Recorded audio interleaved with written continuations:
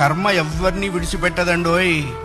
ఒకవేళ భగవంతుడైనా కాస్త ఎక్స్క్యూజ్ చేస్తాడు, కొంచెం కన్సెషన్ ఇస్తాడు, కొంచెం ఎగ్జంప్షన్ ఇస్తాడు. కర్మ చస్తే ఇవ్వదు. 1000 ఆవులు 1000 దూడలు ఉన్నాయి. దూడల కట్లు విప్పాం. ఏ దూడ దాని దగ్గరికి వెళ్ళి దాని తల్లి దగ్గరికి వెళ్ళి సరిగ్గా ఆగుతుంది. కర్మ కూడా అంతే. అవశ్యం అనుభోక్తవ్యం కృతం కర్మ శుభాశుభం. వండిన అన్నం తినలేకపోవచ్చు, చేసుకున్న కర్మని అనుభవించక తీరదు. చాలామంది కొన్ని అనవసర మాటలు మాట్లాడుతుంటారు. బ్రతకదలుచుకోలేదు, చచ్చిపోదాం అనుకుంటున్నా.